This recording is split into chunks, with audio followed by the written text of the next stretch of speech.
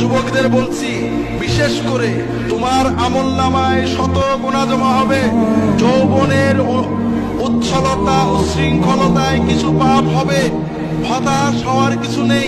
তবে নামাজ কাজা করার পাপ যেন তোমার আমলনামায় কখনো না ঢোকে। যত গুনাহ করবে আল্লাহর কাছে কাঁদবে, আল্লাহ আর করবো না, তৌফিক দাও। আবার হয়ে যাবে, ভুল হবে, নিয়ত করবে, চেষ্টা করবে, কিন্তু নামাজ কাজা করবে না। খেলার মাঠে ছিলে, ক্রিকেট খেলা দেখছিলে, টিভির সামনে ছিলে, সিনেমা হলে ছিলে, যেখানেই থাকো না কেন ওয়াক্ত হলে নামাজটা আদায় করবে। কিছু যদি না জানো, আজকে থেকে এখন থেকেই নামাজ, কিচ্ছু জানো না, ওযু করবে, দাঁড়িয়ে যাবে, যদি জামাতে পড়ো ইমামের পিছনে, না হলে দাঁড়িয়ে যাও। দোয়া কালাম জানো না, যেখানে জানো না, শুধু আল্লাহু আকবার অথবা সুবহানাল্লাহ বলো অথবা লা ইলাহা ইল্লাল্লাহ বলো, এটাতেই নামাজ হয়ে যাবে। তুমি 16 আনা চলবে। তবে পাশাপাশি নামাজটা শিখতে হবে। বিশেষ করে যুবকদের বলবো, নামাজটাকে প্রাণবন্ত করেছে মসজিদে যাওয়া। তুই যা করবি কর, কিন্তু মসজিদে আসিস না। এটার নাম ইসলাম নাকি ভাই? ও চুল রেগেছে, দুল পড়েছে, কোনোটা মাকরু, কোনোটা নাজেজ, কোনোটা গুনাহ হবে, কোনোটাই হবে না। কিন্তু সবচেয়ে বড় গুনাহ হলো নামাজ না পড়া, ঠিক না? কাজে ওকে যেভাবে আসে মসজিদে আসতে দেন, অন্তত নামাজটা পড়ুক। ওর জন্য দিনের সহজ বিষয়টা বোঝান। অনেকে বলে যে হুজুর দোয়া জানি না, নিয়ত জানি না, নামাজ পড়ি না, অনেক রকম আছে।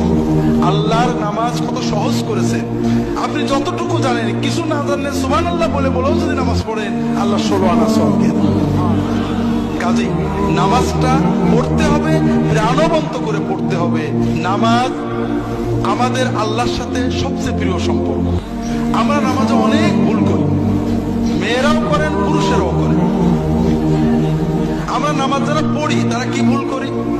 নামাজ পড়ছি, কিন্তু রুকুতে যে কটাস করে উঠে পুরো না দাঁড়িয়ে আবার সেজদায় চলে যায়। সেজদায় যে তাড়াহুড়ো করি, দুই সেজদার মাঝখানে ভালো করে বসি না। এইরকম মুসল্লি কি আপনাদের এলাকায় আছে? তো ভাইরা, খুব ভালো করে বুঝুন, আপনি সূরা কিরাত জানেন না, নামাজ হবে। আপনি কোন দোয়া জানেন না, নামাজ হবে। আপনার কাপড় নেই, ন্যাংটো হয়ে নামাজ হবে। আপনার পাক কাপড় নেই, নাপাক কাপড়ে নামাজ হবে। কিন্তু রুকু সেজদা আপনি দিতে পারেন, খটোমটো করে দিয়েছেন, নামাজ হবে না। কারণ আপনি মালিকের সামনে গেছেন, প্রধানমন্ত্রীর সামনে গেলে, এমপির সামনে গেলে কত ভক্তির সাথে থাকেন, আর মালিকের সামনে মাথাটা নত করেছেন। আপনি একেবারে হঠাৎ করে উঠে পড়লেন, শান্ত হয়ে দাঁড়ালেন না। এইভাবে রুকু সেজদা করলে নামাজ হবে না।